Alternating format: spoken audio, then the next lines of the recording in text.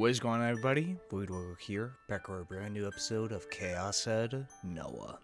Last time on, we see that both Yua and Ban head over to the Achievement Hospital to find the whereabouts of Sua. Ban notices a shadow go up the stairs and he chases after it while Yua stays behind. He eventually gets to the rooftop, but he is then shot by someone, and he finds out it's Sua that shot him, and that he was the one behind all of this. And Ban is not really confused, but more accepting of his fate, of realizing that he wasn't as good of a partner as he was. Which is very interesting. We then cut back to Takumi as he tries to find, well, any way out of his depression, which there is none, as he tries to hang himself, but it doesn't happen. He doesn't hang himself at all, and after his attempted attempt at suicide, Nanami opens the door and she lets herself in. Cut back to Yua as she hears, or she sees, a ghostly figure.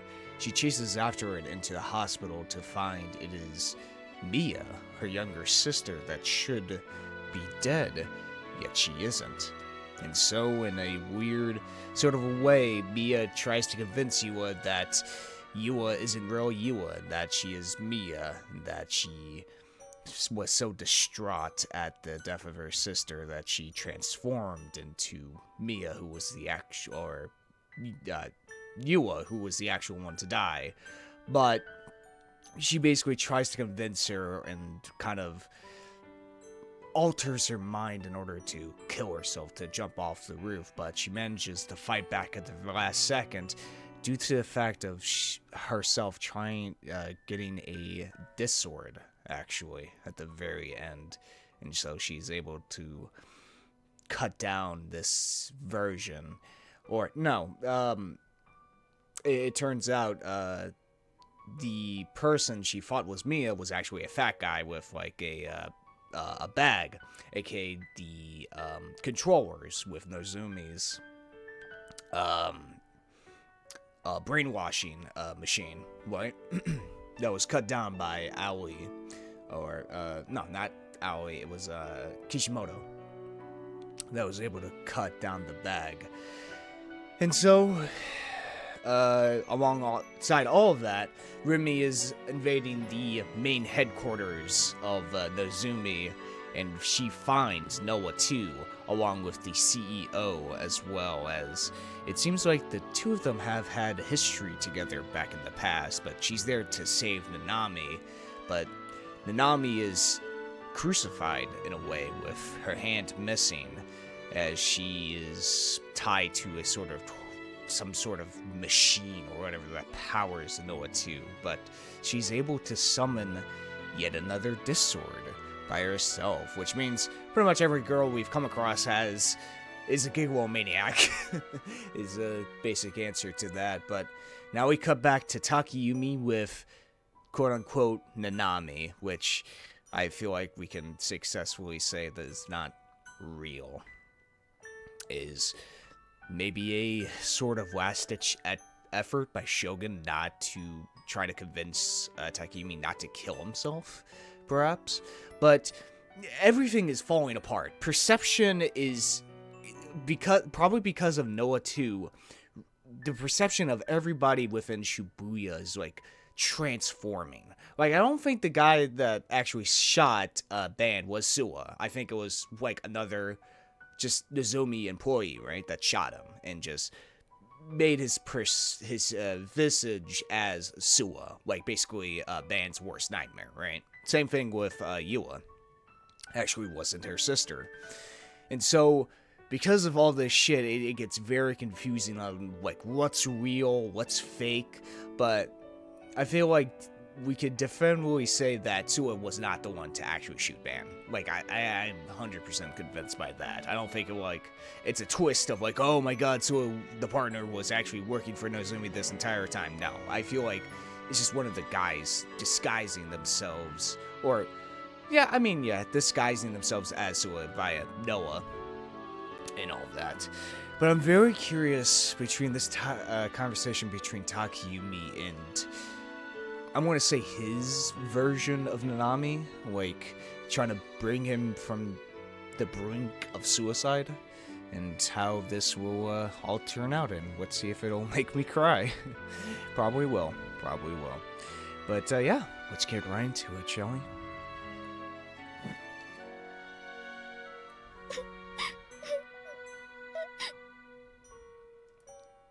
I saw Nanami crying. She was hanging her head low, and while she was trying her best to hold them in, tears rained down her pained face all the same. I took one look at her, and then I returned my gaze to the ceiling, resuming my mission of counting the rested spots. 抜かれたって、僕には何もできないよ。僕は妄想の存在なんだから。妄想の。そんなこと言わないでよ。お兄が妄想のはずないじゃん。だってナナは小さい頃のお兄のこと知ってるもん。いつもナナに世話かけさせてちっとも頼りにならないけど、でもお兄は昔からずっとナナと一緒だったよ。Wait, she was right. It was just as she said. I had memories from when Nanami was little. I had memories from my childhood. I had memories of watching the news reporting on the bus accident my classmates had been in, the one that happened on the field trip I hadn't been able to go to. I even remembered my teacher, Mr. Sato, who had passed away in the accident. The words of Remy, total stranger, were the words of Nanami, who had I grown up with. It went without saying which to believe. The right person to believe wasn't Remy. The right person to believe was Nanami. If Nanami was real, that meant that I too was real. Nanami. I extended my hand towards her. Nanami's existence was my one and only hope, the sole existence that would save me. 助けて、Nanami. 助けて。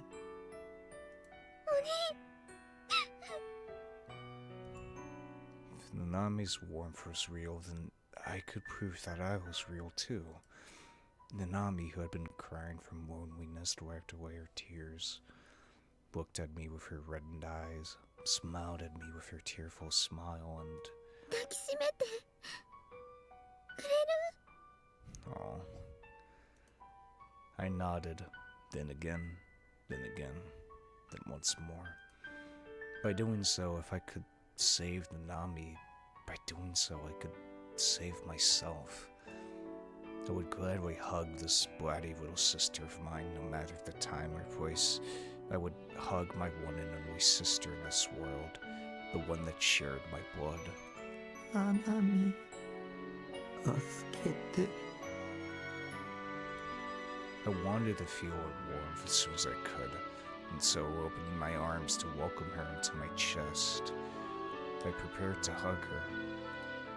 Tightly, ever so tightly. お兄。 But right at that very moment,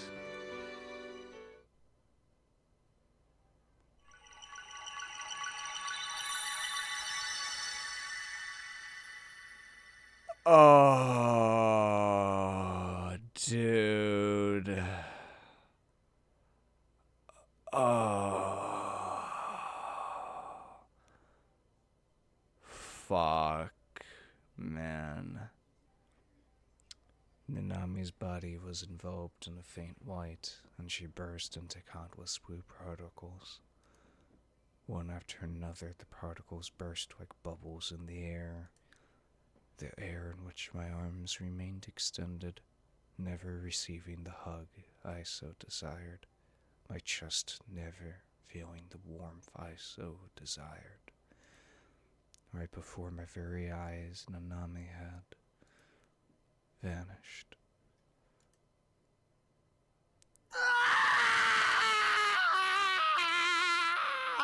Fuck, man. Fuck. Just torturing this fucking dude, man. Oh my god. With only her left hand, Nishijou Nanami tightly embraced this sword that had been born of her own blood. Her right arm, meanwhile, only lay upon it.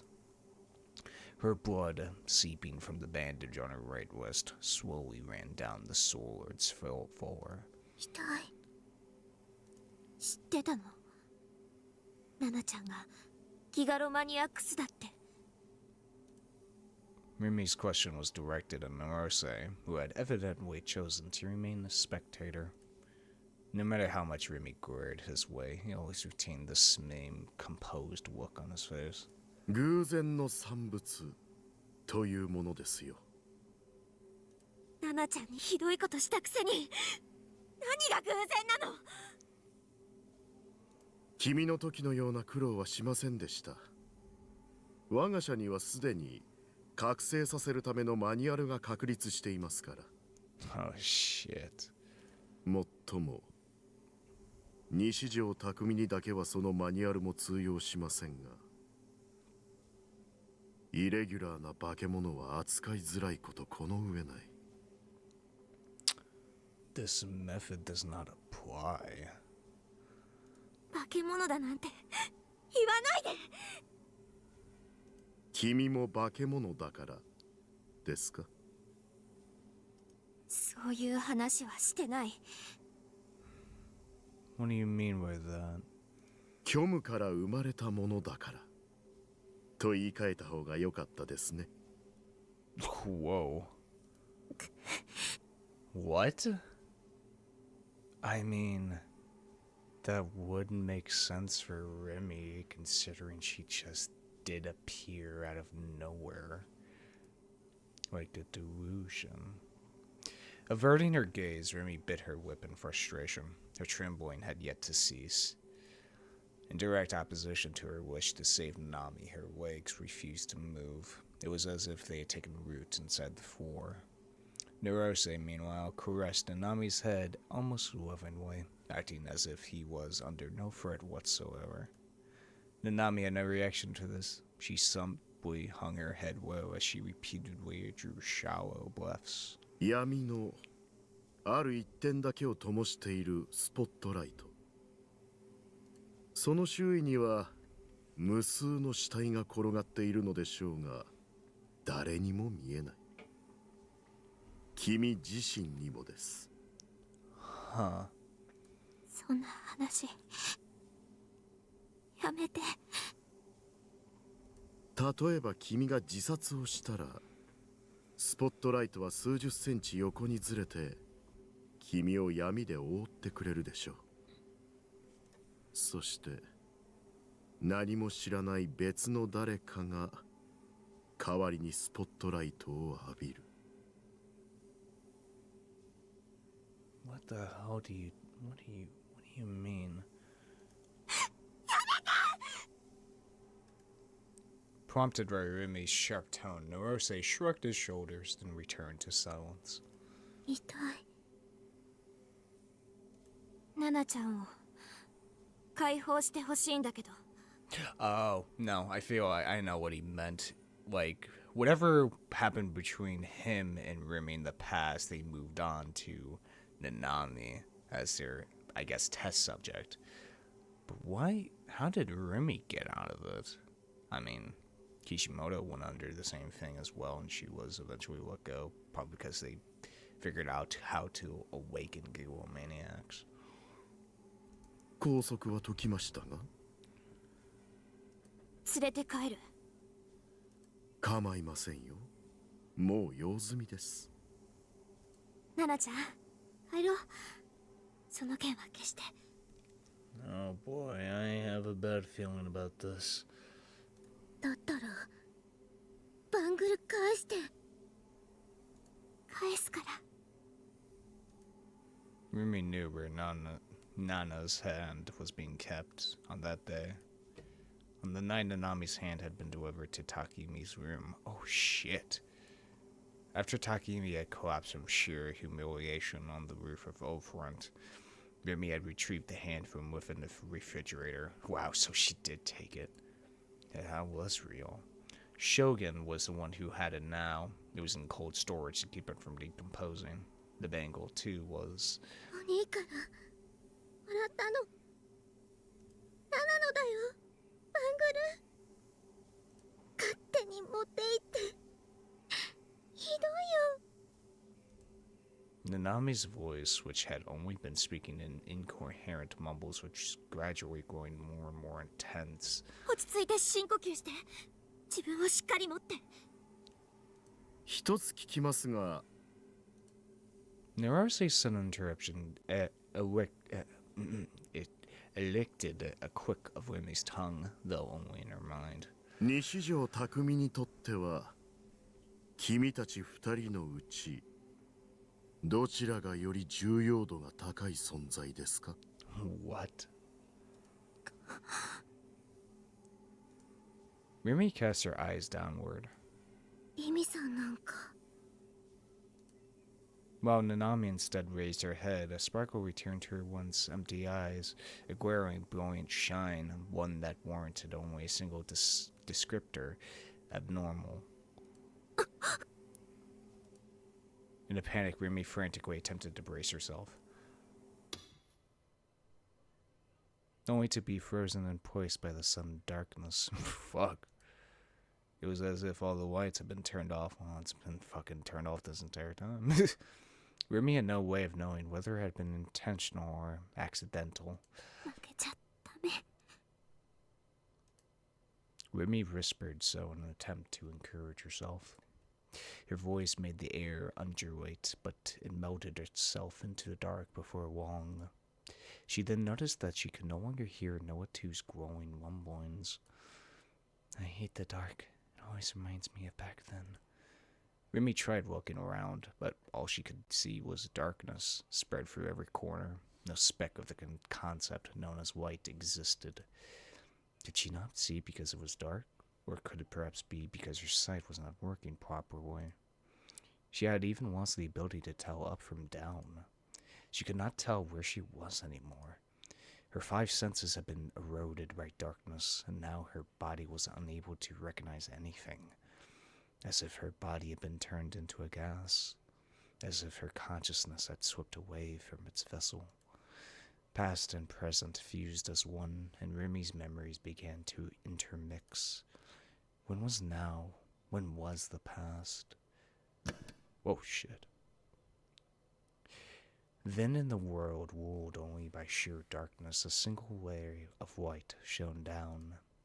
And there, within that circular spotlight, was Rumi, cradling her knees close to her chest. Rumi was seeing this very scene from within the darkness. It's the same as back then. Back then. Rumi had nothing. Before she knew it, she had been confined and tortured, but rather than anything physical, the psychological pain she suffered had been far greater. A daily life born from the depths of hell, a daily life consisting solely of enduring. How she had been before that, Rumi did not know. When and how had she been confined? For how long had she been tortured? That Rumi did not know, but something told her that this was not due to memory loss. The moment she suddenly opened her eyes, a consciousness known as her self had been born, or so she felt. Perhaps the one inhabiting this body before her, unable to escape from all the pain, had ended her own life within her delusions. And then perhaps as a new her, a new personality, the current Rumi had been born. Perhaps there had been countless other hers before her. Maybe. Even the name Sakahata Rumi may have been different each time. To myself, I don't exist. Something moved amid the darkness. Rumi stood up, then slowly began to move toward it, and as she moved, so did the spotlight. And what she found was a dead Remy, laying on the ground. Without ever looking at Remy, a whisper flowed from Remy's mouth. あなたは何番目？ Number. 私は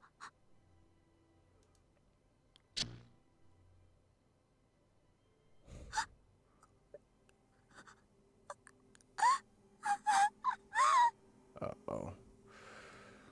Remy's eyeballs twitched incessantly. An endless number of tears ran down from the corners of her eyes. Her dead sword then slipped from her hands, and Remy sank to the floor. Much like a child would, she covered her face with her hands and weakly shook her head. I'm sorry. I couldn't do it. Nanami stared at her with a vacant look on her face, while Narose let out a short, disinterested snort.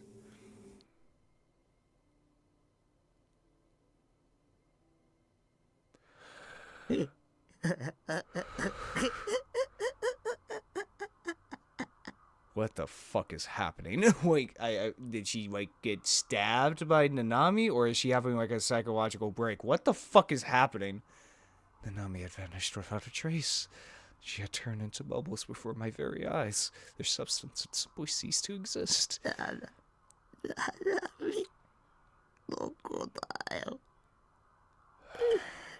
出てきてよ。いるんだろ。またいたずらか。隠れてるんだ。やめろよ。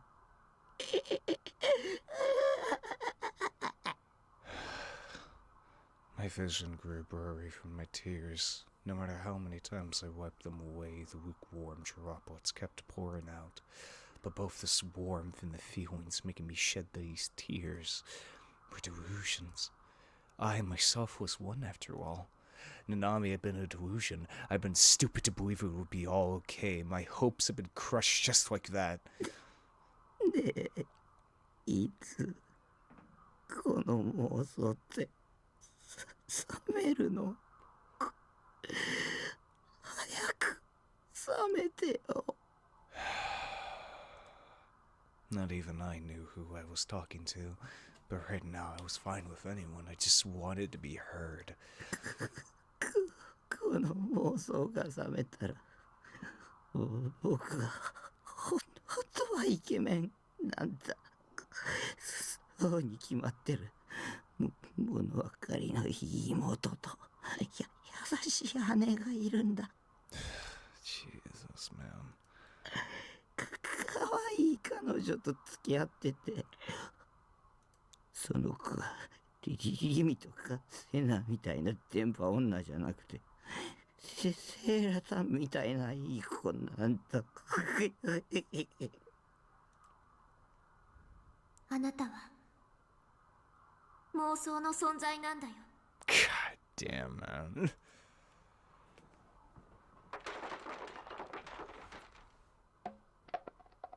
Groveling on the floor, I buried my head in the mountain of trash and tightly gripped Zaratan. I tried my best to avert my eyes from reality as I pounded the floor with my fist, but I couldn't. Remy's words pummeled my mind relentlessly. 死にたい。死にたいよ。どうして誰も僕を殺してくれないんだ。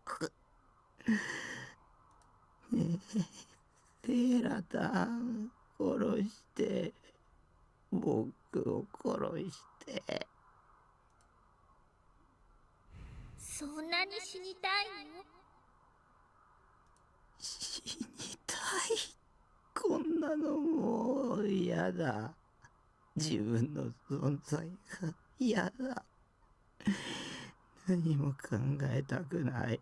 生きていたくない。かわいそうなタッキー。だったらすぐに殺される方法を教えてあげる。This is why you're my waifu. Saratan always devoted herself to me, commendably so. とりあえず外に出るんさ。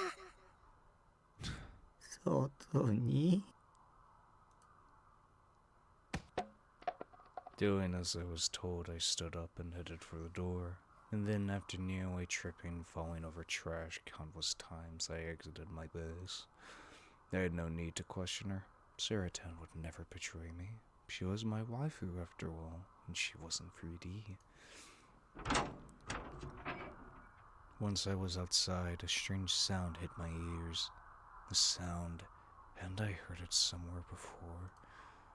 この音を追いかけて。追いかけたら殺してもらえるの。そういうこと。優しく殺してもらえるかな。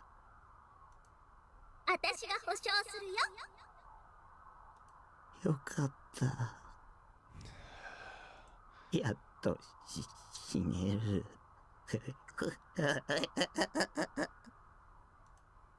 The sound was my messiah, the bell of salvation that would grant me passage to the promised land.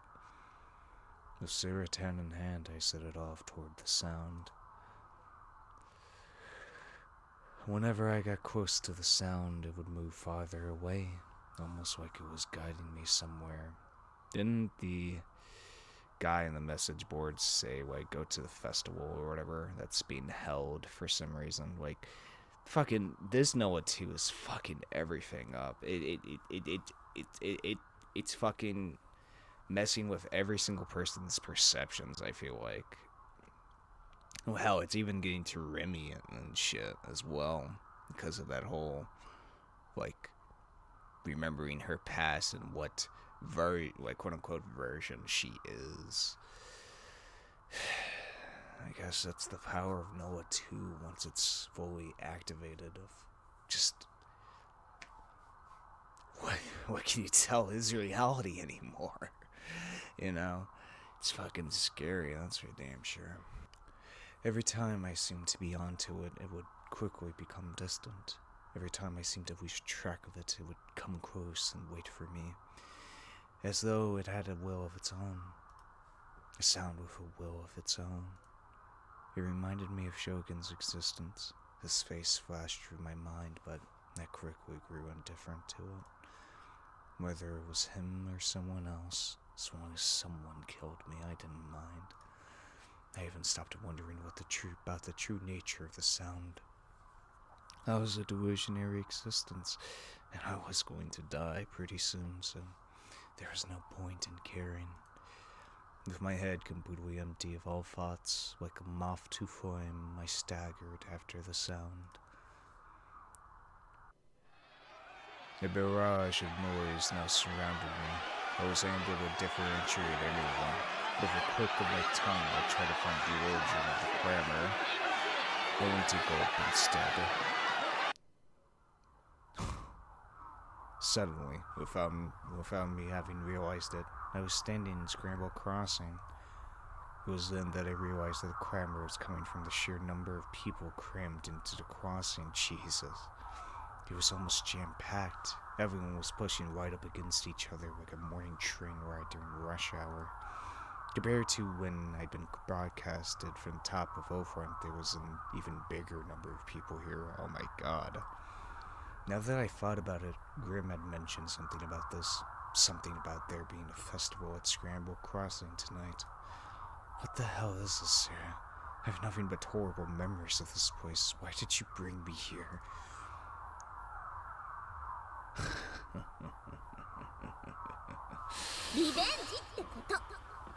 Revenge?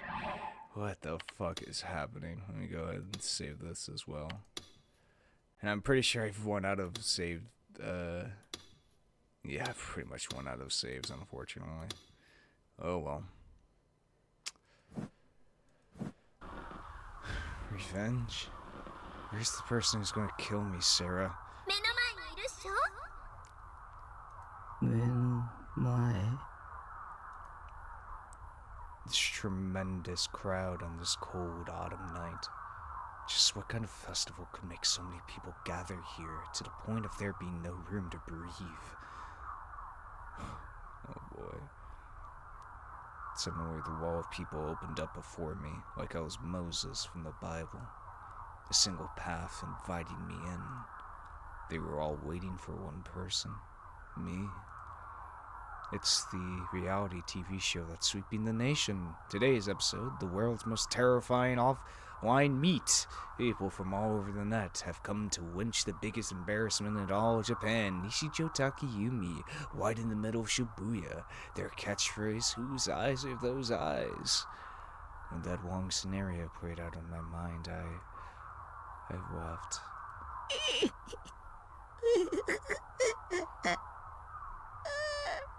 As much as I hated pain, as long as I would die, I'd be more than willing to deal with that much.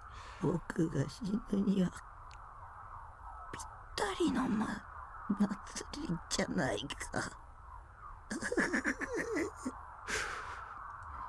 I had finally grasped what Sarah Ten had meant by revenge. I hadn't died the last time I was here, so they had prepared this stage just for me. Forming a lazy smile stemming from the corner of my mouth, I started making my way through the path between the people. At the end of it, I could see various members of the mass media standing next to each other like idiots, cameras and microphones in hand. Both the onlookers and the mass media were incredibly tense. There was a tiny bit of commotion, but nowhere near the amount you normally hear at a festival. All of the energy they had back when I humiliated myself atop O-Front was gone. Everyone looked at me. Their eyes were cold and sharp, staring daggers at me with what felt close to murderous intent.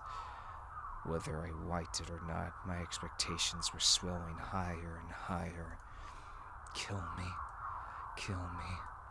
Kill me. When I looked up, I realized that all four of the enormous jumbotrons were showing footage of me walking through the crowd. I was sure that, just like last time, this was a national broadcast too.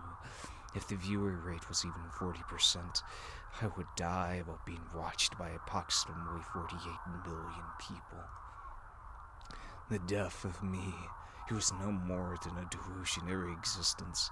The death of me who had no value whatsoever. The death of me who was wholly and entirely worthless. Is that what you all want to see? Well then, congratulations, here you go. It doesn't matter either way to me. So long as I die, I don't care how many people see it. And so, I stood before the battery of cameras and microphones.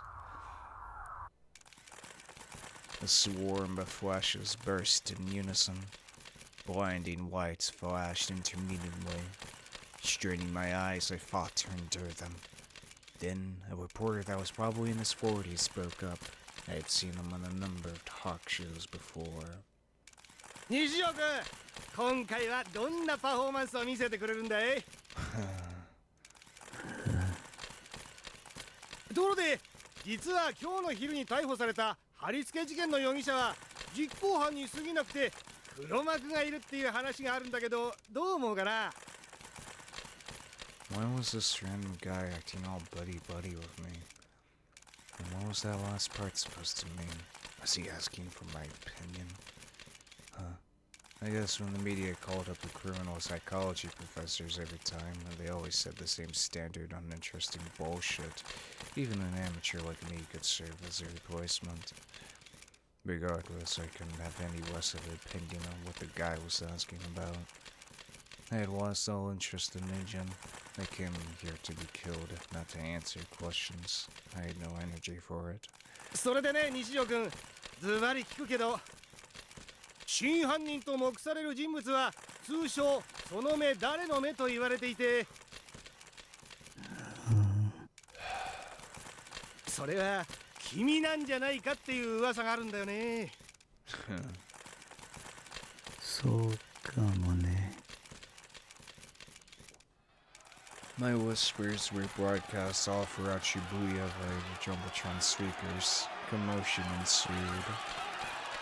The bloodthirsty atmosphere got even stronger among the people gathered there. Just kill me already. Set me free. Stop asking me for things. And yet, despite my wishes, the microphones came even closer. They were pushed so violently toward me, the next step would be shoving one shirt in my mouth. The other reporters, too, were ringing questions down on me, insisting me. それは事件への関与を認める発言と考えていいんですか？現実とゲームとの区別ができなくなるような経験はありますか？逮捕された小前田容疑者との関係について聞かせてください。Fucking Kamada.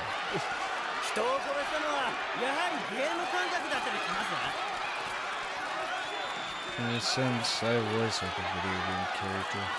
Someone, please recite me. Just get me to a game over once and for all.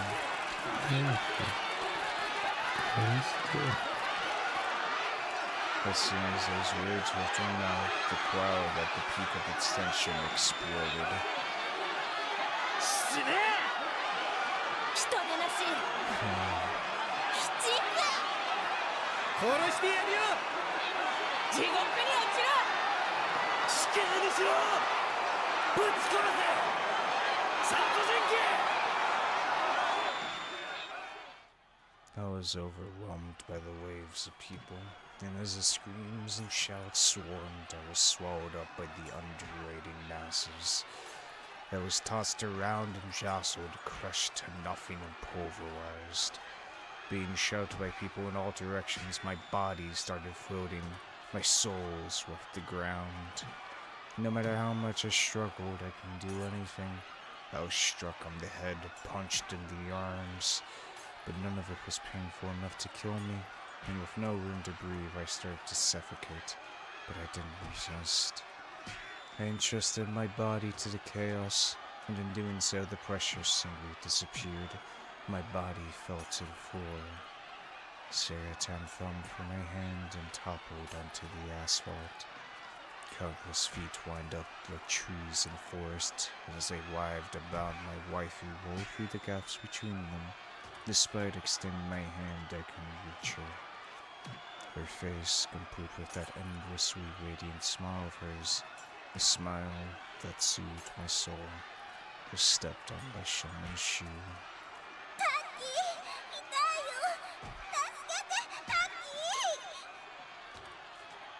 Her small body was kicked further away, and some radiant red views ended up crushing her torso.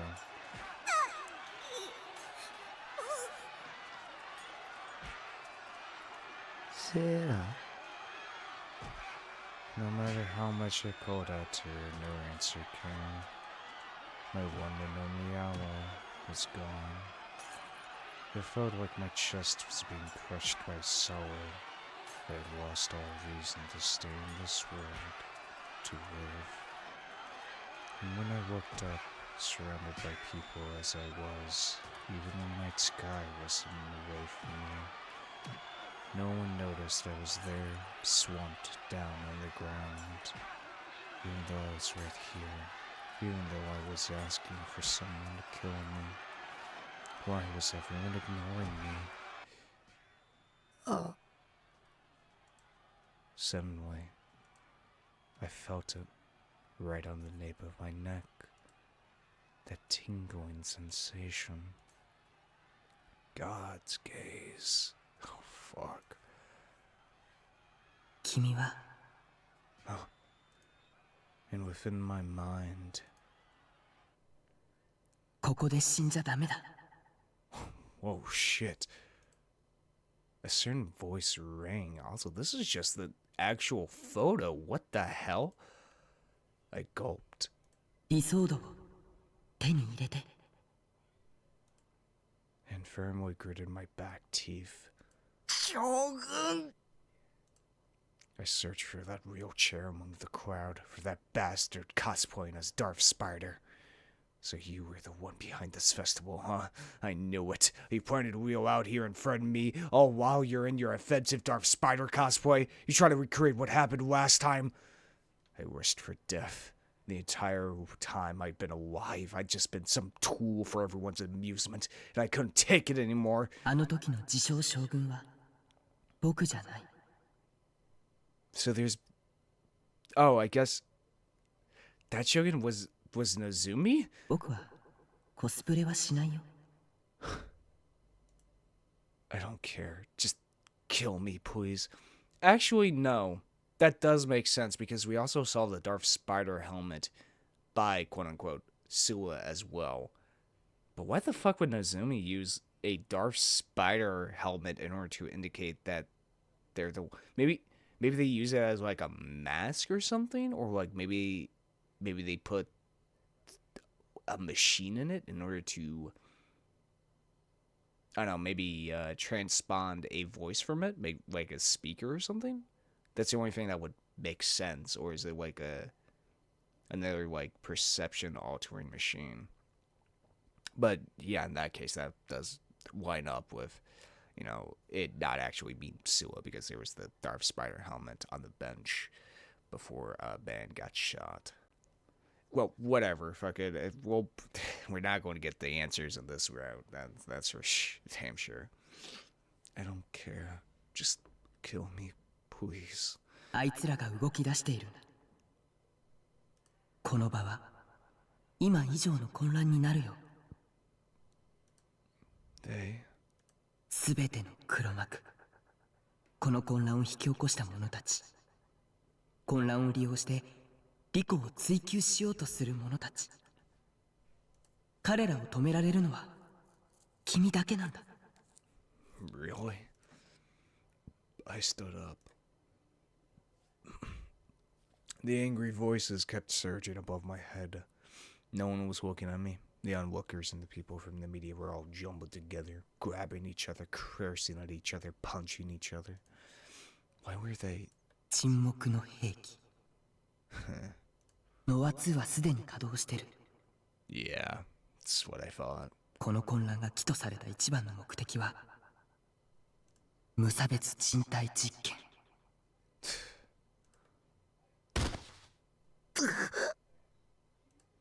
Something hard hit my head. Sharp pain ran through me, a pain so intense I thought my skull had been broken. My hands automatically shot up to my head, cradling it. As I looked around with tears in my eyes, I found a rock on the ground the size of a fist, a tiny smear of blood-colored part of it. Someone had thrown that rock, and it hit me. A throbbing pain coursed through me. Moving my hand toward the source, my fingers touched something sticky. Bringing my hand down in my front of my face, I saw blood on my fingertips. My own blood. Holy shit! I heard a dry explosion in the distance, followed by a lady screaming. A gunshot? There were people with guns here? Why was everyone so worked up? Why was everyone fighting each other despite being total strangers? Why was this so chaotic? The villain sacrifice everyone was waiting for wasn't mine? 渋谷の GE レート。バイオリズムがありえないくらいに上昇してるんだよ。 Yeah. 言ったでしょ。無差別人体実験だって。この場にいる人たちは今、見えない攻撃を受けているんだ。 Whoa, shit. Then I heard a sound, a creaking, rusty sound. A sound akin to a dying woman gasping for air. The sound of a real chair. Despite how many people there were, despite the wall of people surging erratically, Shogun moved his wheelchair forward. And without bumping into anyone, without getting dragged into a single fight, he made his way straight to me. There you are. Ever so small, with a body of skin and bone, he was covered in wrinkles and looked so frail, it was as if he might break at the slightest touch. His eyes were cloudy as could be. I didn't know what he was looking at, nor what he saw through those eyes. I couldn't bring myself to look away anymore, and suddenly the turmoil surrounding me began to grow distant. ずっと君を見ていたよ。 Huh. It was the same voice as the time we had first met. It wasn't that strange voice I'd heard at O Front. 君は誰なの？僕は君だよ。 Yeah. And with those few words, I finally understood. 僕を妄想して生み出したのも、神の自然の正体も。 God's gaze. Yeah. Son of a bitch. Yeah. That makes so much more fucking sense. That he always felt like he was being watched by someone. Because he was by his creator. And what a simple term, God's gaze, as he was being watched by his creator. Yeah, that makes sense, yeah. 君だったんだね。He was my creator. The existence who had envisioned me within a delusion. Someone who I could never hope to match up to. 君の名前は西条匠。 The real me. The original me. 君はいくつなの？君と同い年だよ。君の設定とね。I was right. He did make a backstory to him.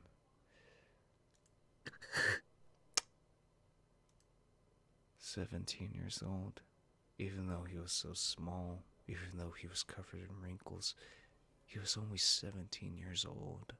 このままだと世界が死んじゃう。ノア2にあらゆる人の心は支配されちゃう。だから君に託したんだ。 To me? Trusted? Trusted what exactly? 意味がわかんないよ。そんなの僕には関係ない。頼むよ。僕を消して。今すぐに消してほしい。 Shogun's wrinkles stirred. He was likely making an expression, but I couldn't see it anything other than wrinkles shifting on his face. 全部僕のせいなんだ。僕が IR2 を妄想しちゃったせいで。Dude, IR2?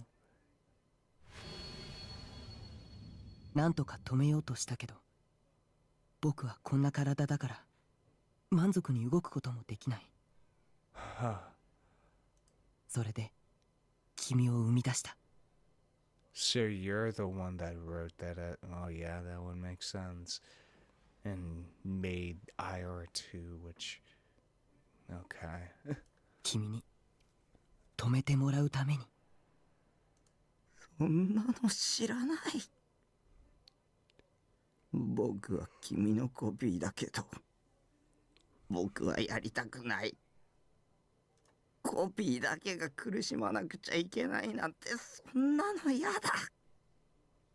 死なせてよ。君はコピーじゃない。もう一人の僕だ。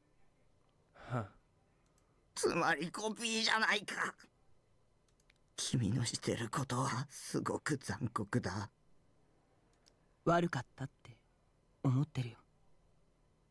でも他に方法はなかった。今世界の命運は君にかかっていると言っても過言じゃないんだ。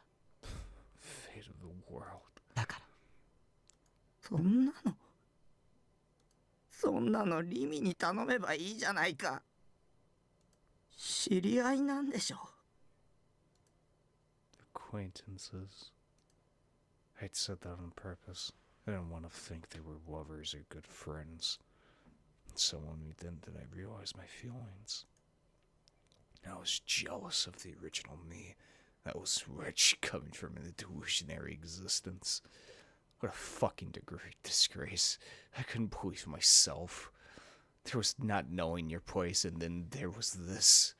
My own feelings made me want to throw up. My emotions continued to spiral. I wanted to die. リミはナナミを助けに行って逆に捕まっちゃったんだ。Damn, you know about that?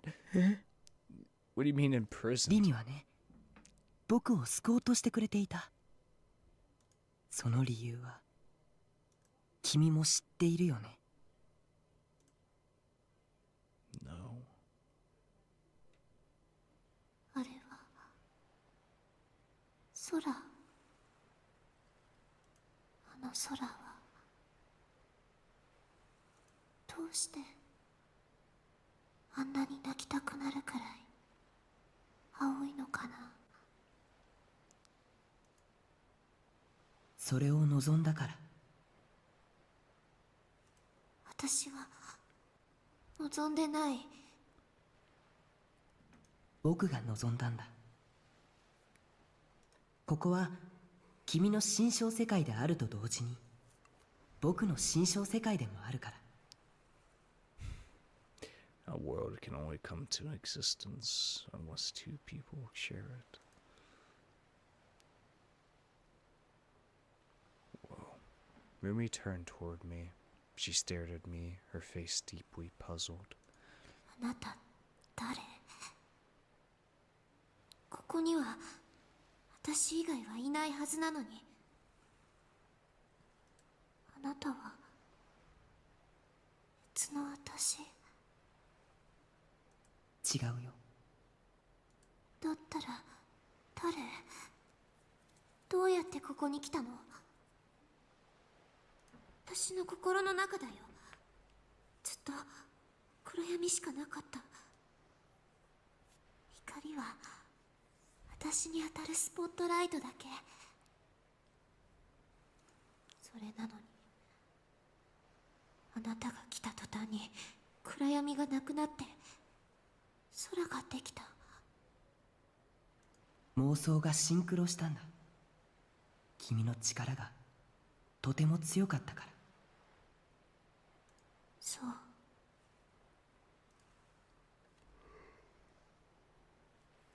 Man, what the fuck is going on? Remy looked up towards the sky once more.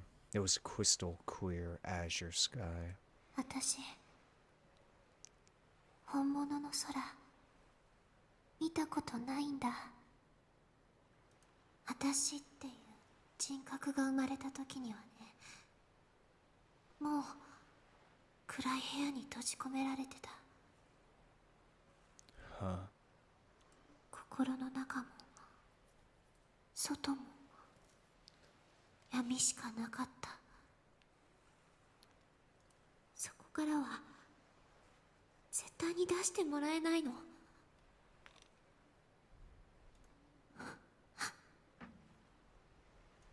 私今死のうとしてたんだ。心を自殺させるの。きっとこれまでの私もそうしてきたと思うし。でもせっかくあなたが空を持ってきてくれたから、この光景を記憶に刻んでおいていいかな。次の私がまたこうして想像できるように。死にたいの？うん。本当の空を見てみたいとは思わないの？ねえ、空って本当にあるのかな？あるよ。でも現実の空はこの空よりも汚れてる。That's so true. どこにある？あの空はどこにあるの？君が望めばどこにでも。望んでいいの？もちろんだよ。どうやって望むの？光は電磁場の波。その振動現象を人の視覚は色として捉えるんだ。自分のデッドスポットに望む色を当てはめてごらん。そうすれば君の望む世界の色を作り出せる。世界は君の望みに応えてくれるよ。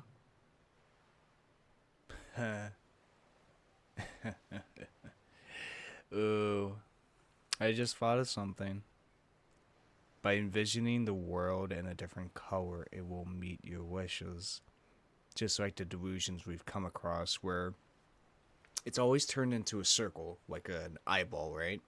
And you see the two choices on the corners of it, aka the dead spots of the eyes, the corners of your eyes to the sides, really, where you have to actually turn your eyeball to like left or right in order to see what's, by it. And, you pick one of those choices and the world will meet your wishes, aka delusion in Takayumi's case. Man, that's really, I really like the integration of the delusion mechanic in this game so goddamn much, and how it like fits in with the rest of the story. I feel like it's a great fusion of gameplay mixed with the story itself. Even just the overall UI of it is integrated. Green and red. Several days, even months perhaps, have then passed since that encounter, and one day Remy had come to my hospital room. She and I were fellow patients at the same hospital. Fellow possessors of something that transcended human understanding, the power of gigolomania. An attribute we were unsure whether to abhor or take great pride in. お兄、お客さんだよ。ねえねえ、誰？彼女さん、いつの間に？やるね、お兄ってば。また会えたね。She was deeply haggard. Her skin was morbidly pale. Her hair was dry and neglected, growing according to its own whims. Her fingernails were cracked. Her eyes constantly squinted as if dazzled by a brilliant light. 本物の空は見られた？うん。あ、そうだ。Nanami, who had been watching us talking, suddenly clapped her hands in apparent remembrance. ナナ、お洗濯してこなくちゃ。リミさんでしたっけ？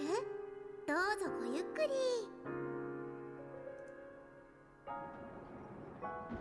Nanami left the room. Remy and I vacantly watched her depart. Remy then turned back toward me.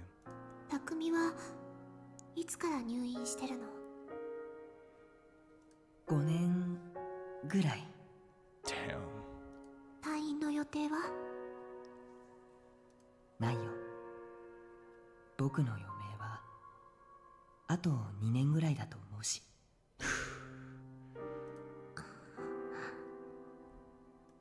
私はあなたのおかげで頑張ることができた。終わりなんて絶対にないと思ってた。でもあなたが教えてくれた空を見るまで頑張ろうと思った。そしたら急に外に出してもらえた。用済みになったって言った方が正しいかもしれないけど。そう。私はあなたに救われたの。だから今度は私があなたの力になりたい。Oh. そんなの気にしなくていい。わざわざ僕に会いに来なくてもいいよ。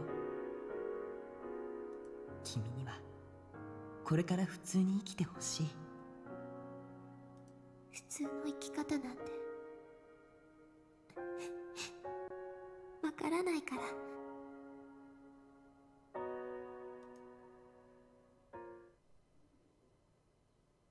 Rumi's past, Rumi's feelings, Rumi's resolve. My chest tightened as I remembered them all. なんでリミは僕に近づいてきたの？彼女は君の近くにいることで、君の行動、君に接触してくる人間のことを監視して、君を覚醒させないようにしていたんだ。彼女を恨まないであげて。彼女はただおせっかいなだけなんだ。A tinge of sadness appeared in Shogun's voice. 巻き込みたくなかったのに、彼女は僕がどれだけ止めても聞いてくれなかった。勝手に僕に恩義なんか感じて。本当におせっかいだよ。リミとナナミは誰に捕まってるの？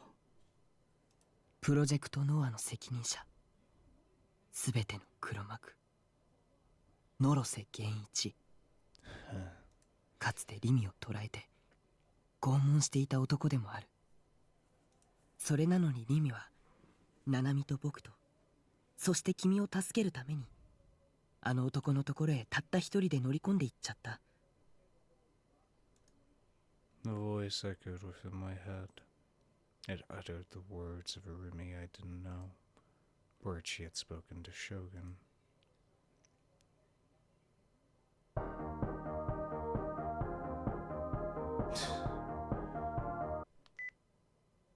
リミ？私、実はちょっとした報告があります。ナナちゃんをこれから助けに行こうと思って。やめるんだ。So this is the other side of the phone call. 君はあの男、野呂瀬とはもう会いたくないでしょ？私って信用されてないな。平気だってば。昔の話だしね。そもそも私の感情とナナちゃんを助けることとどっちを優先させるかなんて決まりきってることだよ。Oh, that's what she meant by her feelings. Yeah, okay. ナナミを助けるのも、プロジェクトノアを止めるのも、僕のやるべきことだ。君はそこまでしなくていいんだよ。言ったでしょ。私はあなたの力になりたいって。それにタクには関わらせたくないの。おせっかいだね。そうかもね。あなたにしか言われたことはないけど。ねえ、ちょっとだけ語っちゃっていいかな。タクにね、いろいろひどいこと言っちゃったんだ。しかもそんなことしておいてすごく自分勝手なんだけど、私彼と一緒に過ごした時間はとっても楽しかったって思っちゃってるんだ。何もかもが妄想でまみれたまやかしでしかなかったのに。学生生活もあの学校に私やタクが通っていることも、大地と友達だっていうことも、私がタクと一緒にいようとしたことも、タクの存在そのものも、タクってどうしようもないくらい情けなくて、どうしようもないくらい弱くて、きっと普通の女だったら見向きもしないような男の子なんだよ。I was asking myself last episode why Shogun would create Takumi this way, and now I've realized that whenever a writer makes a character, no matter what, they put some of themselves into that character. It just comes naturally. Hell, I've done it multiple times with my D&D characters. Some of my insecurities about myself and some of my own aspects, I've put them into my characters. And it would make sense that Takumi here would make his delusional self so anxiety riddled, because he feels that about himself, probably. He feels like he can't do anything. He's just a meek, wheelchair-bound old man who's only 17, stuck in a hospital, just waiting to die. And it's applied to his delusion of his kind of maybe idealized self, both the good and the bad parts, where, you know, he's young, he's able to walk around, but is still laden with his issues of self-doubt, of being weak, of being holed up in a single place until the day he dies. He applied all of those to him, maybe just unconsciously. You can't make a perfect delusion. You can't make a perfect character. Yeah, sure, you can, but like at the same time, it's like every human work is flawed because we're human. And there's no such thing as a perfect character. Makes all the sense now, looking at it from that perspective. なのに、私の心には楽しかったっていう気持ちがあるの。 And Remy is describing that. She is talking about delusional Takumi, but at the same time kind of describing real, or discussing Shogun as well. Still wanting to be his strength, no matter what. Someone to stand by. なのに、私の心にはもっと一緒にいたかったっていう気持ちがあるの。この気持ちって何なのかな。インプリンティングのようなものかもしれないね。 Imprinting. I think I've heard that term before. The automatic assumption present in some animals in which a newborn child recognizes the first thing it sees is its parent. This can occur even if the parent is of a different species than the child. Even after imprinting occurs, it is possible to force a child to change who they recognize as their parent by presenting them with a substitute. Yeah, imprinting. 本能っていうことかな。それって意外とロマンチックかも。君が楽しかったなら、きっと彼も楽しかったと思うよ。そうだといいな。私はタクと似たようなものだから。肉体が妄想から作られた存在と、人格が妄想から作られた存在と、Personality. どっちも変わらないでしょ。だからタクのこと消したくなかった。消さなくちゃダメだって思ってたんだけどね。でもいつの間にか感情移入しちゃったみたい。 Yeah, I don't remember the rest of this call. タクにはごく普通に暮らしていってもらいたいの。私はタクミもタクも助けたい。ねえ、タクのことはそっとしておいてあげて。そういうわけにはいかない。ノア2を破壊するために彼は必要だよ。私が何とかするから。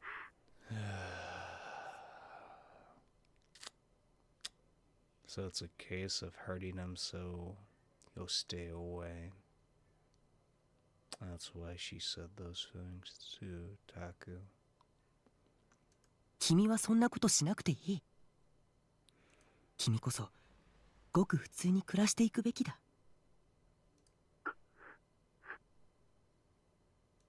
さてと、そろそろ切るね。リミ、やめて。本当に大丈夫だって。あなたは何も心配しないで。私が全部決着をつけてくるから。ね、たくみ。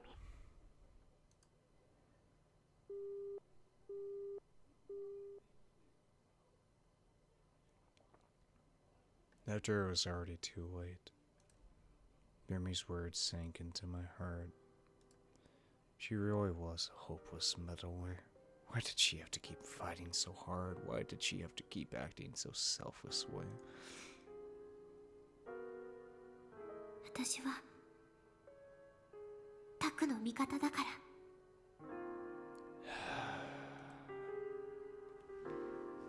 Memories of Rumi all came back to me. Memories of the short time we had spent together until now. Memories of the feelings that had been hidden behind every word she'd said.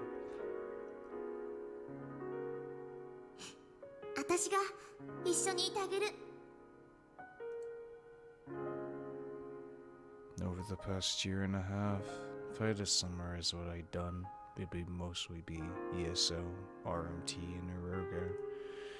I devoted myself entirely to those things. I was staying shut inside my base. I'd barely gone to school, and I rarely tried to talk to anyone. Born into this world, I'd lived as though I were dead. But for the past month or so, that had changed.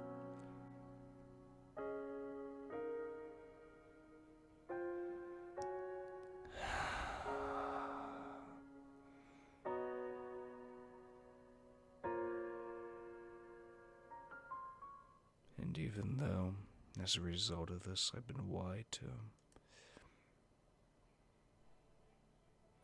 朝、一緒に学校行って。She had stayed by my side of someone like me. 学校では休み時間にどうでもいいこと話して。She had given me peace of mind when I was quivering in fear. お昼休みは一緒にご飯食べて。She had supported the failure that I was, encouraged me. 夕方、一緒に帰って。She had embraced me. 帰るついでに、たまにどこかのお店に寄ったりして。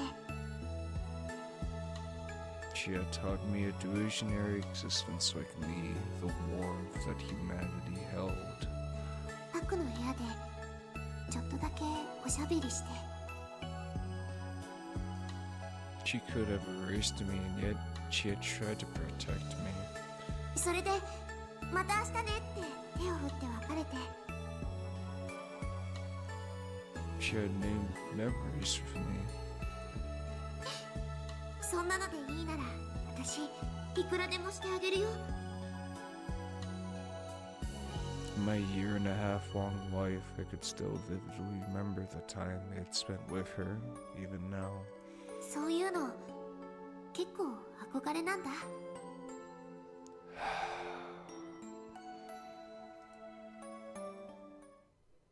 Damn it, man. Damn it, man. Ah, God damn it.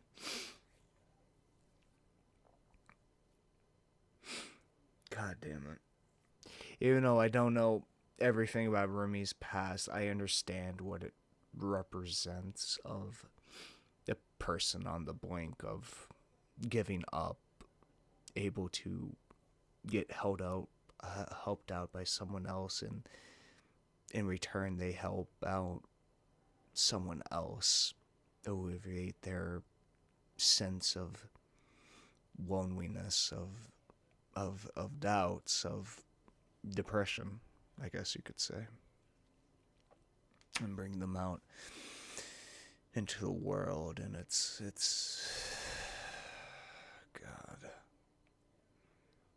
God damn it, man. These fucking visual novels, man, they just, I don't know,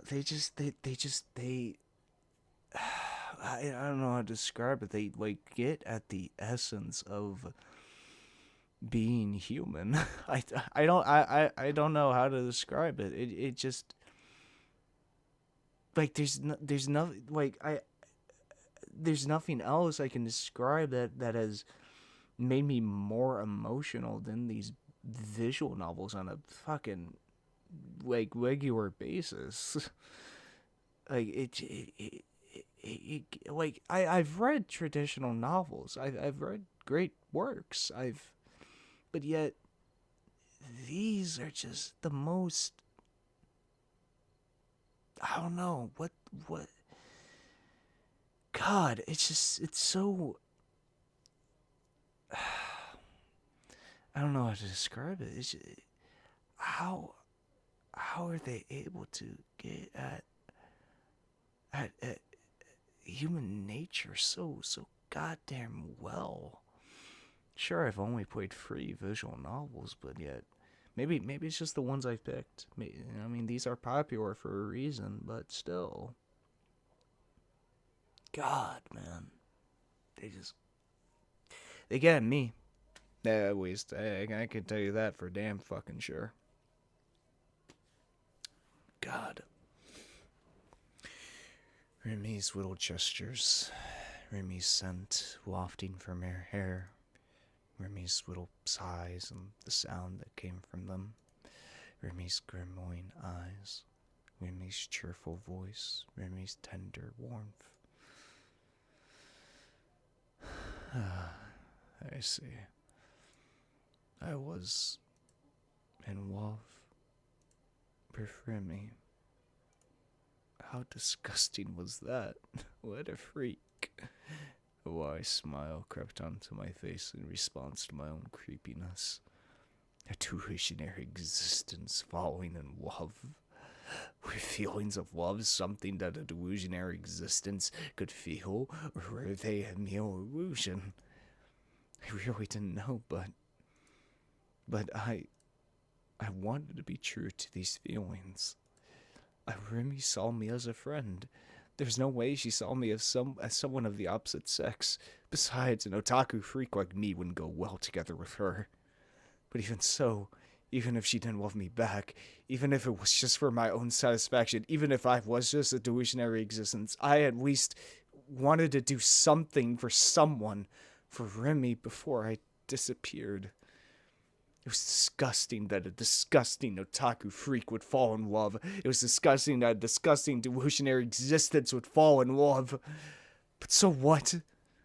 Even if it was disgusting, even if it wouldn't go anywhere, I didn't want to brush these feelings away as mere illusions and delusions. The memories of this past month were both Remy and mine's, mutually recognized between us both. Even if the rest was just make-believe, these memories and the feelings born from them were real. So Shokin said. I shook my head. 僕は勇者じゃない。人間でもない。そんな僕に世界を救えとか何を考えてるの？君には本当に悪いと思ってるけど、君にやってもらうしかないんだ。自分に謝るなんてバカみたいだ。I glared at the real me. The real me caught the fake me's gaze. 僕は君が嫌いだ。僕は君が羨ましいよ。僕は世界のためになんか頑張らない。世界を救うとか、そんなことどうでもいい。I'd be the one to give meaning to my birth. ただ、僕はリミを助ける。ありがとう。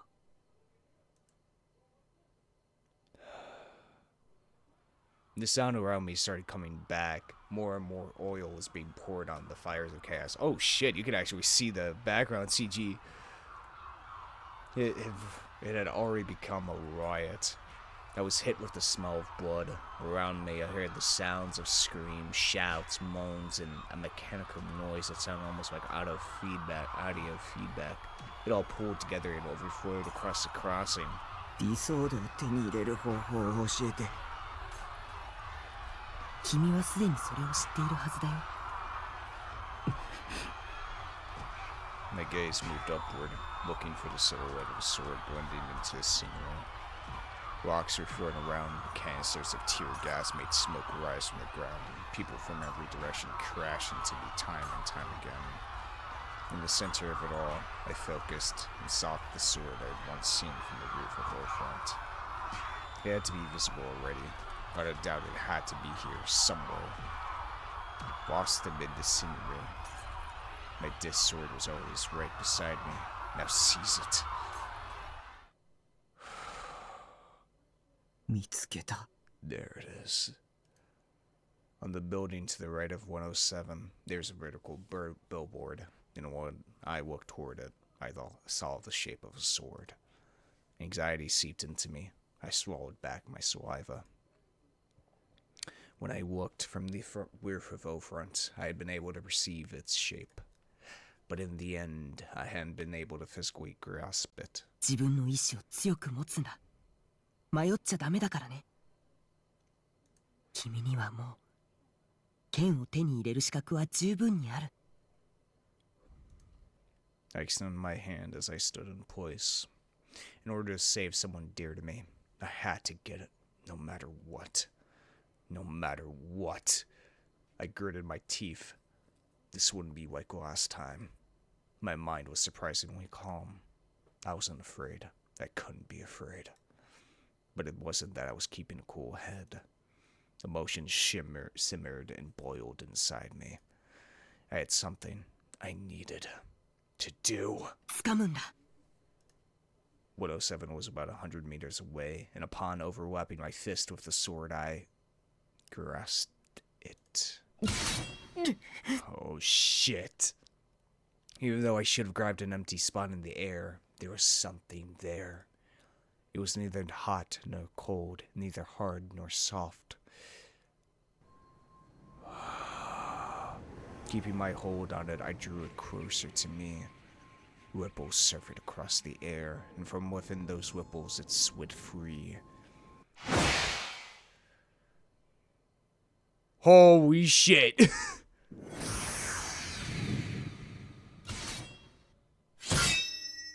Damn! All too long to be called a sword. Delicate enough to shatter at a moment's notice. Pervaded with phantasmal elegance. Lacking any meticulous features, absent of all garnishes. With an immaculate malice capable of swallowing one's soul whole. On which belonged an awe-inspiring beauty. Winking with my exalted heart, the design of the sinister flames on the handle flickered. I didn't feel even an ounce of weight. Rather, it was as if it was an extension of my arm, as though it had been there from the very beginning, as though it were a part of my own body. It didn't feel like I was holding a sword. So this was a disc sword. I grasped it firmly with both hands. I shouldn't have been able to reboot it now. If I got it to be mutually recognized by my surroundings, the sword would be brought forth into reality.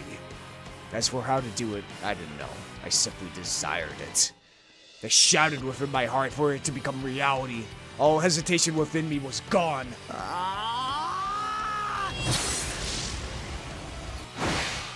Holy shit! The disc sword, as if entering my cause, started faintly shining. The flame pattern on the hilt transformed into real flames, flames which swiftly enveloped the sword, and yet I felt no heat. Soon enough, those flames were swallowed by the entirety of the sword's body, and...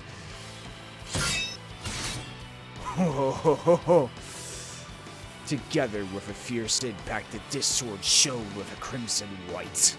A number of the people around me were surprised by my sword. However, it was only a handful of them. Only a handful were left dumbfounded by its appearance. The others are too focused on punching and kicking each other. The riots didn't seem to be stopping anytime soon. この暴動を引き起こしているポーターたちを探すんだ。彼らの持つ機械を破壊すれば、バイオリズムの高騰も収まる。Let's go! ポーター。ノア2の端末としての存在。君はすでにそのヒントを見てきたはずだよ。Yeah. 君の頭の中にそれは記憶として刻まれている。 I called forth all that I had seen. Oh shit.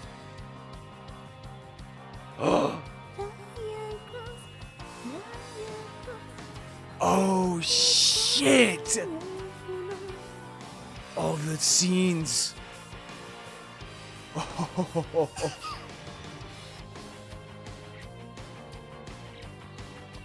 ようやく尻尾を出した。そいつを掴んで離さねえようにして。 Wow, I did not expect this. 辛いんですね。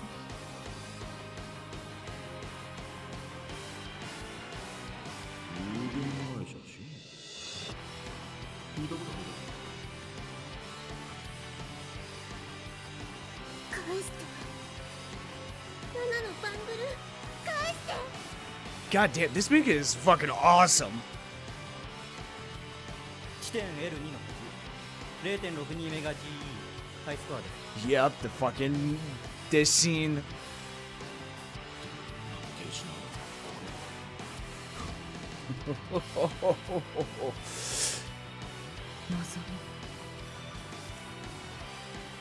The backpacks. 我が社ではポーターと言います。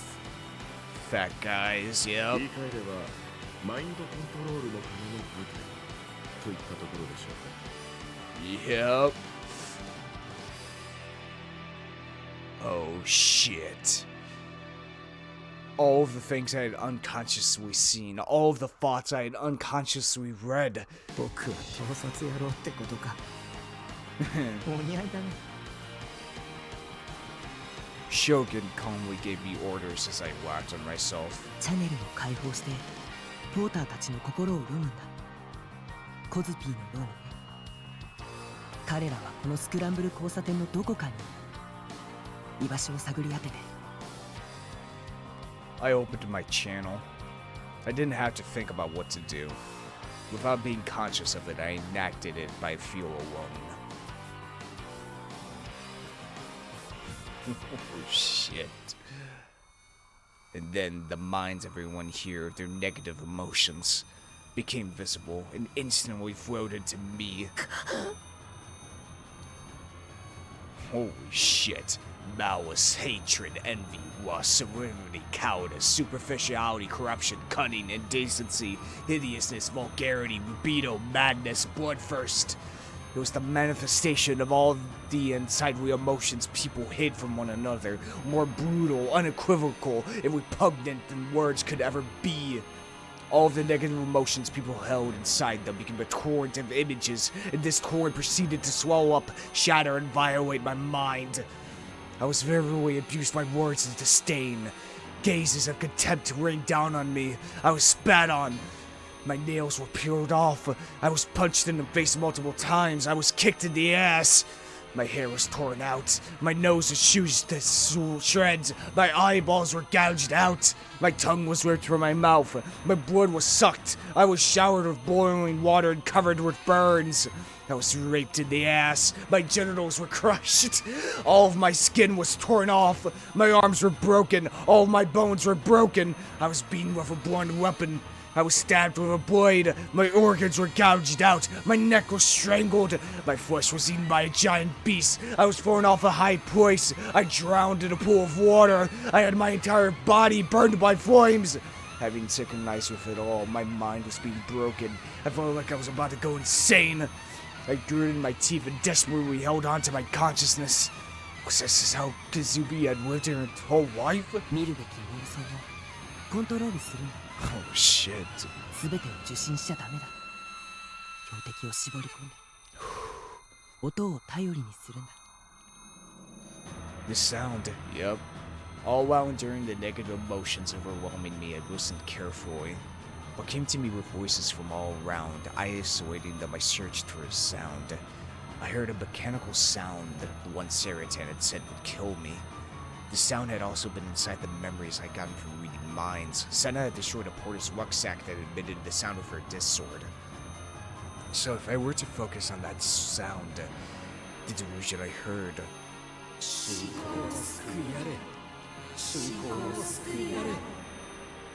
There it is. There were multiple voices. There were more than one porter here. 3人いるみたい。 Holding my breath, I took a step forward.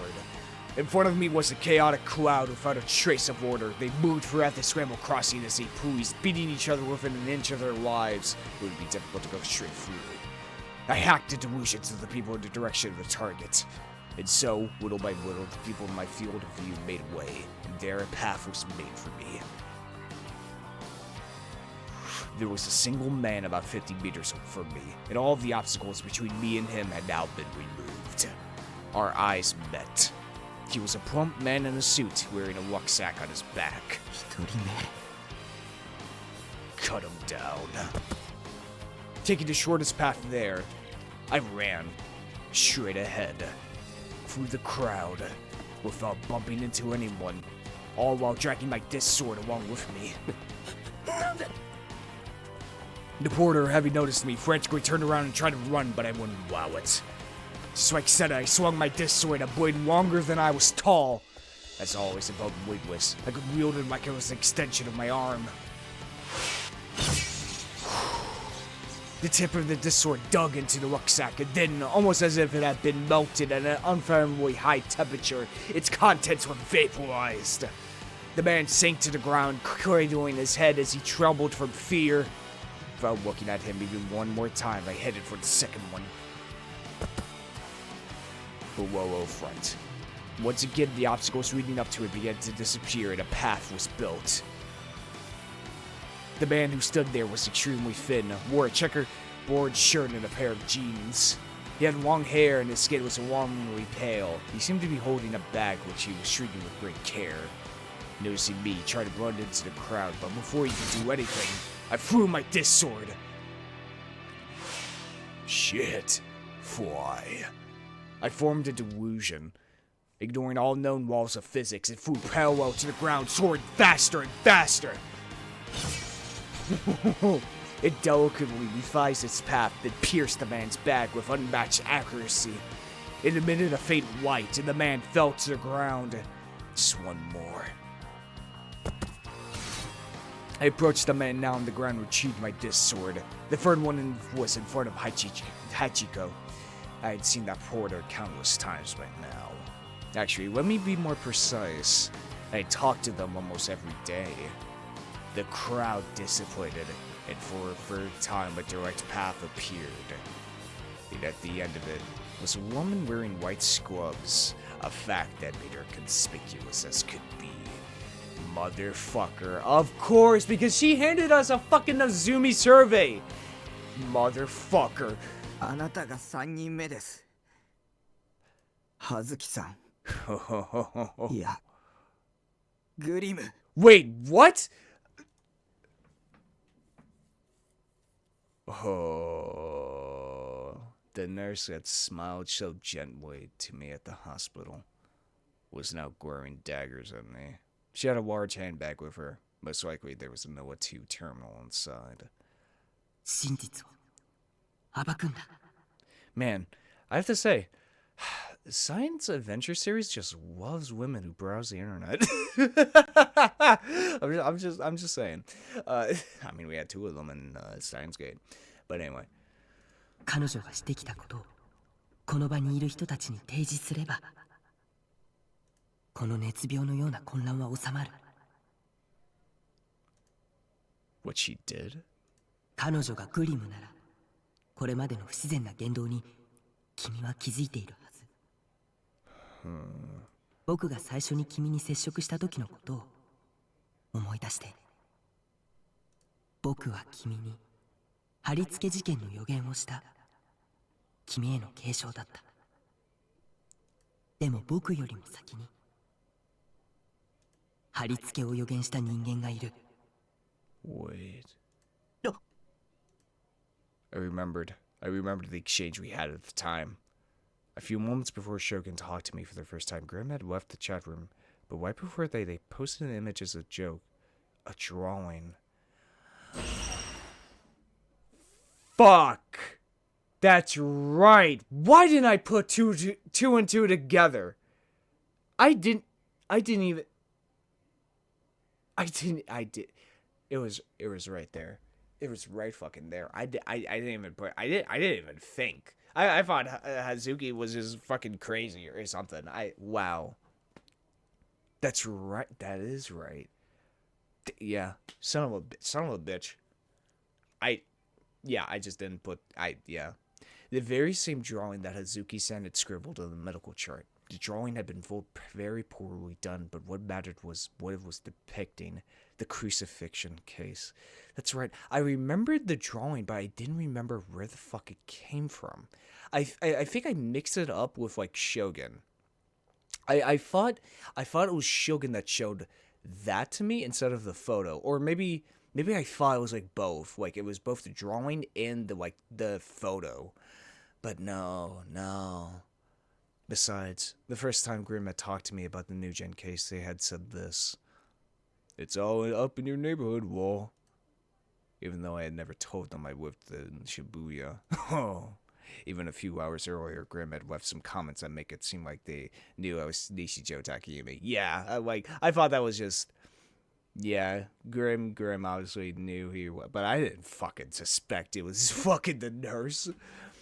You're a celebrity, so you'll be the center of attention. Second time I'd gone to the hospital, Hazuki-san had said. 高階先生はもういません。 In a week later, Dr. Takashina's corpse had been found. I swallowed back my saliva. あの人が真犯人。 Her mind was right before me. If I looked inward, I could see. Oh. Oh. 信仰の救いあれ。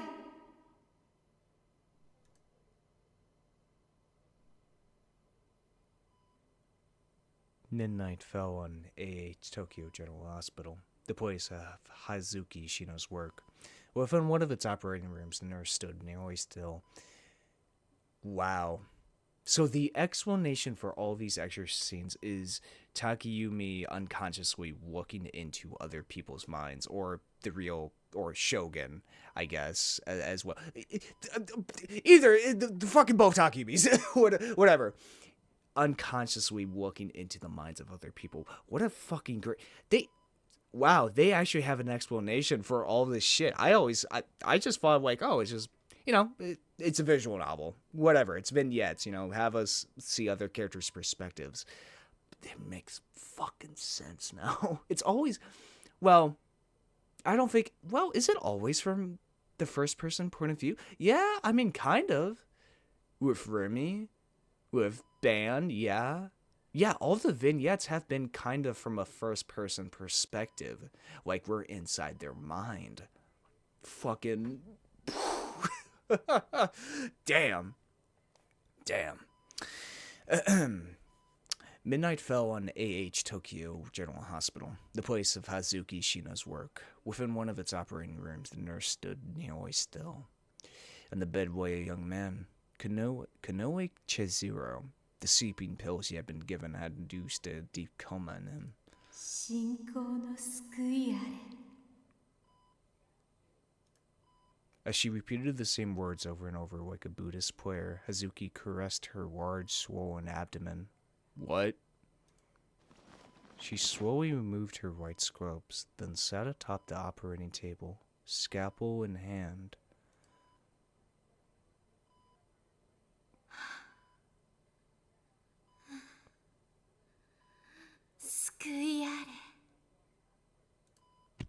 Then, with no anesthesia to speak of, she incised her own abdomen. An incision so masterfully done it would have earned her incredible praise from surgeon and obstetricians alike. Although she was a mere nurse, her surgical skills were quite remarkable. Even while enduring the uninhibited pain of her self-surgery, the incision she made in her abdomen was performed with the utmost dexterity. Was the kid in the first case her... Blood and amniotic fluid flowed from the wound. Her face contorted in pain.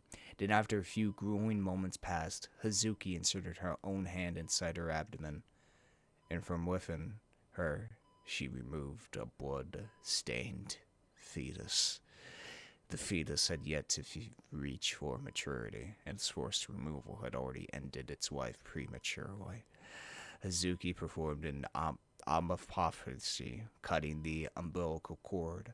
Upon completion of this, she embraced her child lovingly, then placed it on the stand next to the operating table. With her hands now free, she began stirring her wound. The whole ordeal took nearly an hour to complete. With the sheer amount of pain the procedure procured, any normal person would have fainted long ago.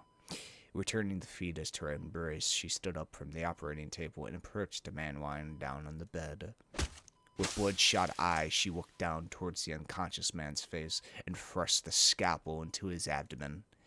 The movement was reckless and without care, providing a vast contrast to how delicately and accurately she had torn open her own abdomen before.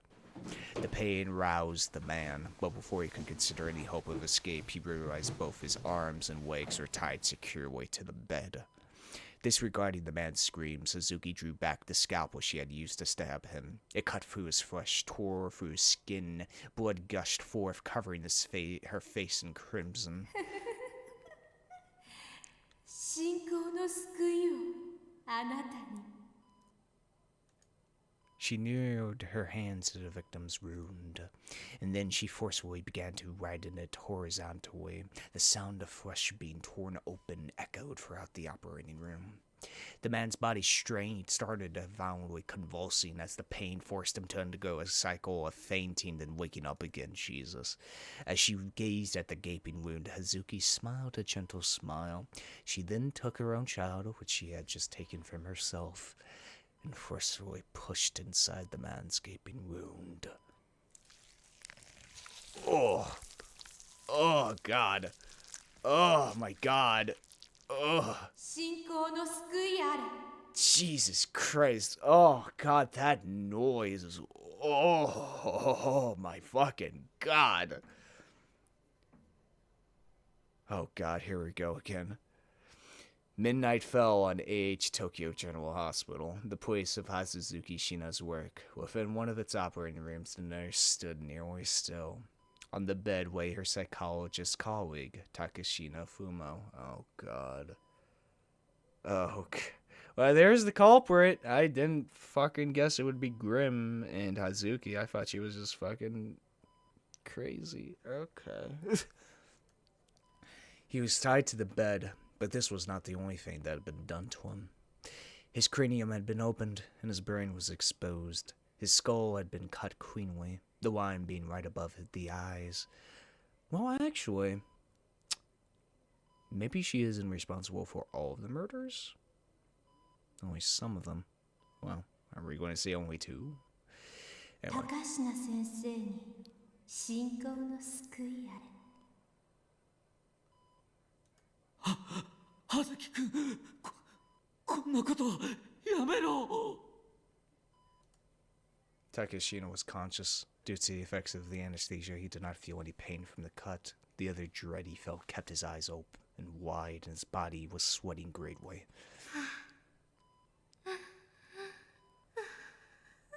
救いあれ Ignoring Takashina's pleas for his wife, Hazuki retrieved a shiny silver utensil from the pocket of her white scrubs.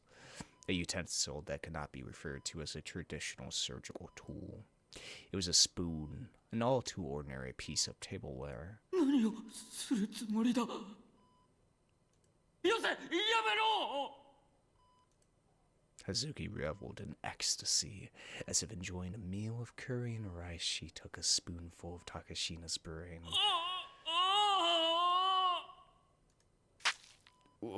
She then took the spoon and violently cast the contents onto a stainless steel tray. The pink brain tissue was pulped into a jelly-esque substance. Hazuki thrust the spoon inside the brain once again. This time, however, she accumulated even more matter than she had the first time as she scraped away the brain tissue. Takashina's own brain was getting removed from his body, yet he felt no pain, nor did he lose consciousness. As well as this, the anesthesia had robbed him of any freedom of movement whatsoever. All the man could do was tremble in fear.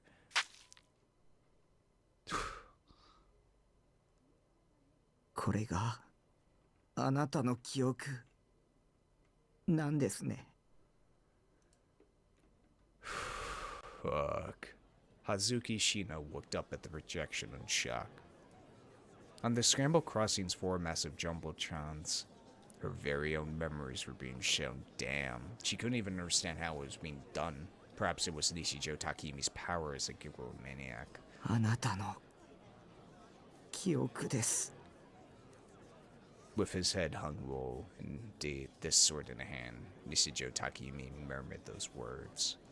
The wire came to a halt. Silence was now the ruling entity.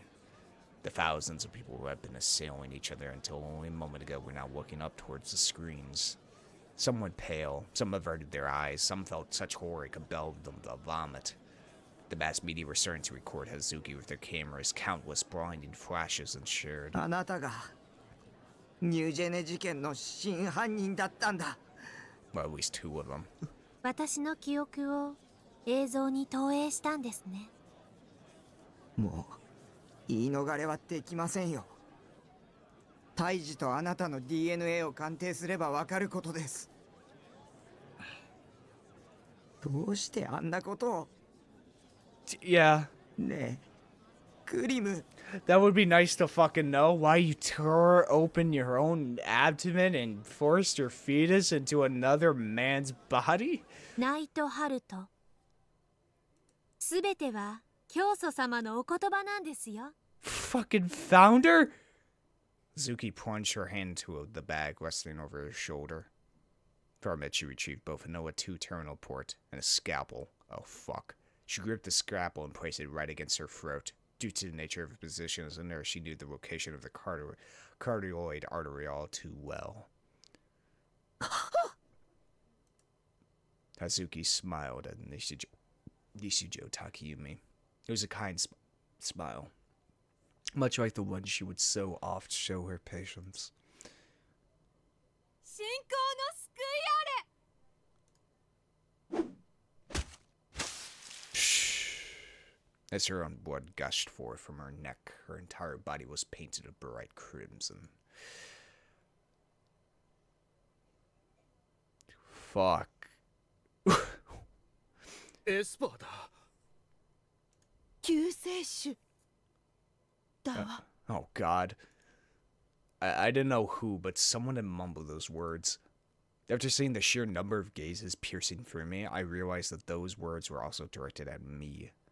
In front of a countless number of people, Azuki Shino had committed suicide via slitting her throat. Although calling it a martyrdom might have been more accurate, choking smell of blood filled the air. The riot had now entirely stopped. Hazuki Shino's memories of the crimes she committed, which I had projected directly onto the Jumbotrons, ended up being the perfect thing to make the excited parts of the mob quiet down. The shocking nature of what had been displayed left everyone at a loss for words. Even now, Hazuki Shino's corpse was still bleeding. A number of people had been walked up to it and began kicking it. It was the corpse of an atrocious murderer, so there were no respects to be paid here. Next, they might even publicly behead her like it was the Middle Ages. What difference was there between her and the ones kicking her corpse? By their very nature, humans were disgusting, horrible creatures, myself included. The media, like hyenas, were accumulating around anything that could act as a scoop.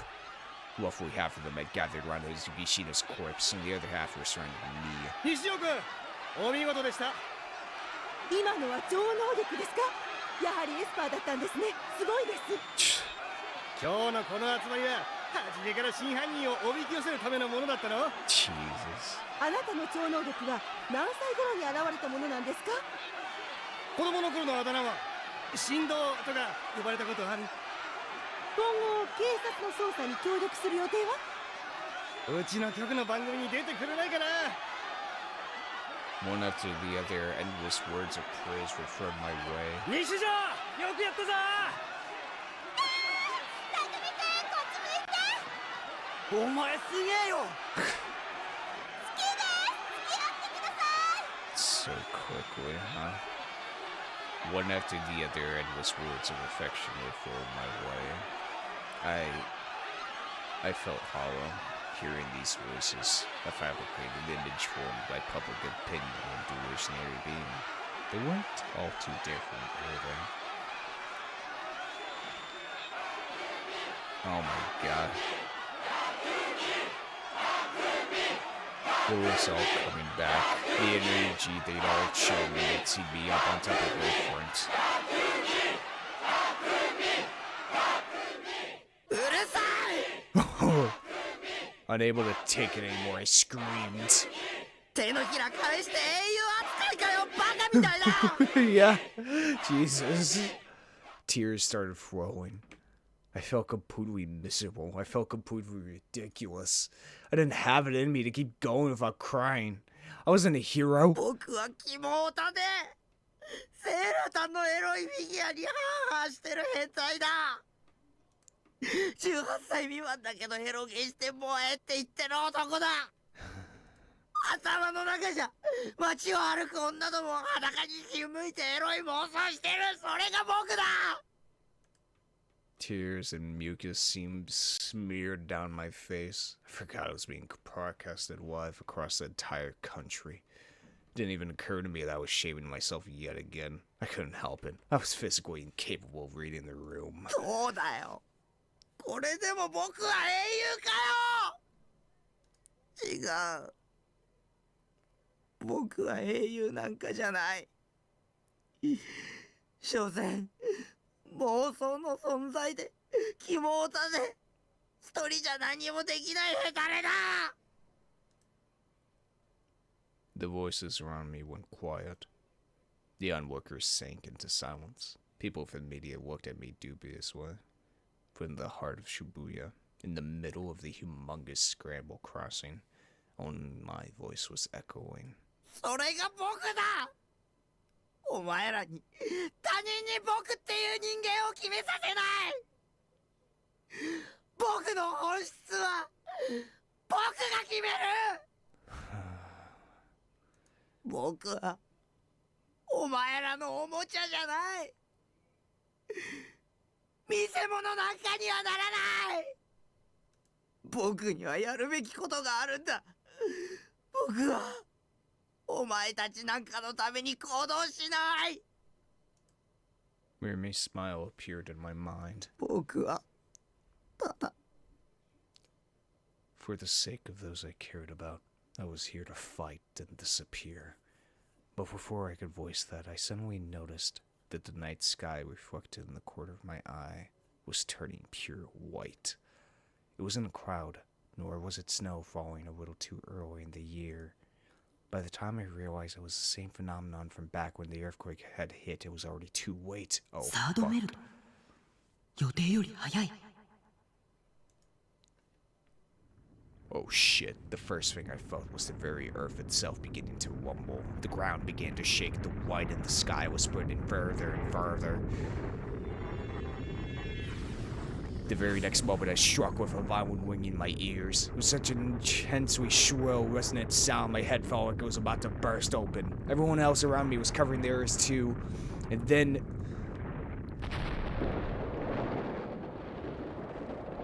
the world was dyed completely white.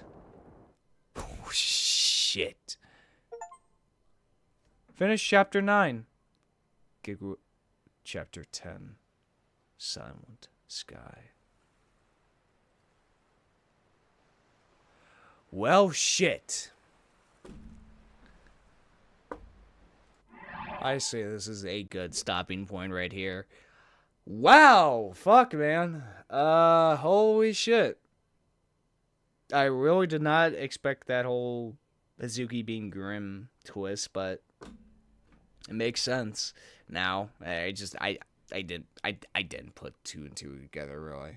I just didn't think of that, but that was cool though. Takumi finally get this sword. It was straight out of the fucking anime, and I love it.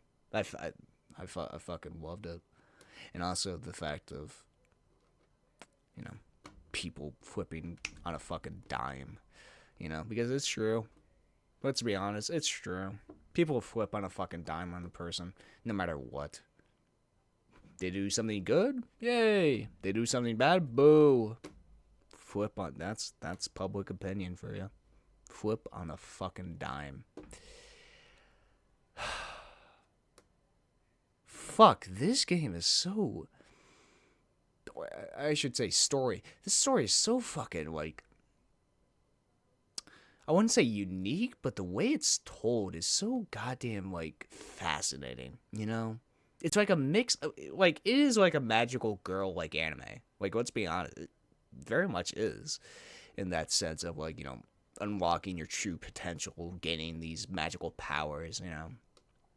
But it's told in such a unique way, and there's so much more to it, obviously.